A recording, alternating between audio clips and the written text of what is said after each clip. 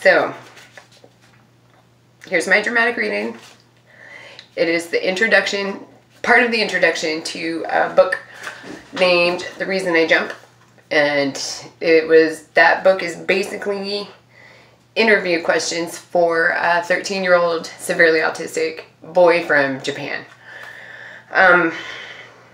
The novelist who translated it, his name's David Mitchell. He's from England.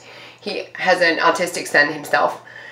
And this is part of his introduction. They're great words, and I would like to share them with you.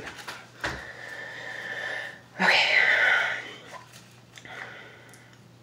Imagine a daily life in which your faculty of speech is taken away. Explaining that you're hungry, or you're tired, or in pain is now beyond your powers as a chat with a friend.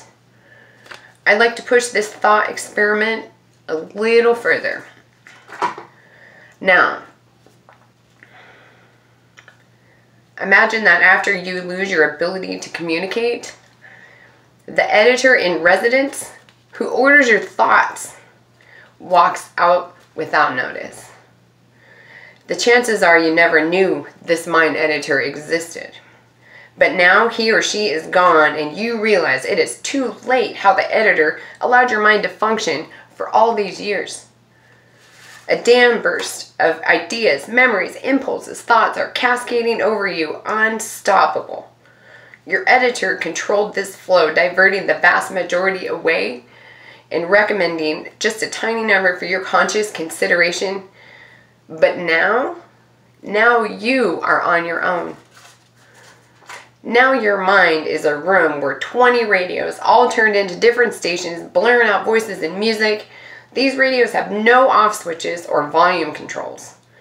The room you're in has no door or no window. The only relief you have will come when you are too exhausted to stay awake. To make matters worse, another Hithardo, unrecognized editor, has just quit without notice.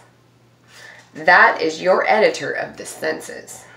Suddenly, sensory input from your environment is flooding in too, unfiltered in quality and overwhelming in quality. Colors, patterns, and swim and clamor for your attention. The fabric softener in your sweater smells as strong as air freshener fired up in your nostrils. Your comfy jeans are now as scratchy as steel wool against your skin.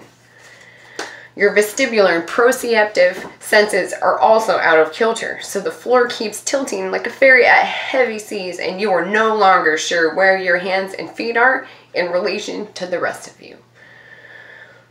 You can feel the plates of your skull, plus your facial muscles and your jaw. Your head feels trapped inside a motorcycle helmet that is 3 sizes too small, which may or may not explain why that air conditioner is as deafening as an electric drill.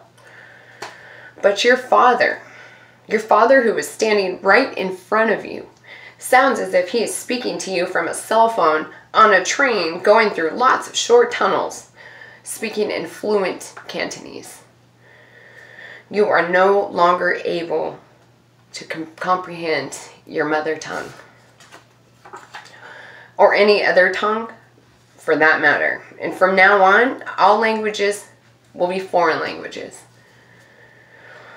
Even your sense of time has gone, rendering you unable to distinguish a minute and an hour, as if you have been entombed into an Emily Dickinson poem about eternity and locked into a time-bending sci-fi film. Poems and films, however, they come to an end. Whereas this is your ongoing new reality. Autism is a lifelong condition. But even the word autism makes no more sense to you than trying to read in foreign language. Thanks for sticking around to the end, though the end for most of us would involve sedation and forcible hospitalization. And what happens next, it's better not to speculate. Yet for people born onto the autistic spectrum, this is unedited, unfiltered, and as scary as hell reality that is home. Functions that genetics bestow upon the rest of us The editors, our birthright. People with autism must spend their lives learning how to simulate. It is an intellectual and emotional task of Herculean and titanic proportions. And if autistic people who undertake it aren't heroes, then I don't know what heroism is. Never mind that heroes have no choice. Sentience itself is not so much a fact to be taken for granted, but a brick-by-brick, self-built construct requiring constant maintenance. Thank you. Thank you. I hope you liked it. I would like to do more, but I don't have much space on my phone, and it's about to stop recording. So thank you. Let me know what you think, what I should work on. I would like to perfect this part of my life. Thank you.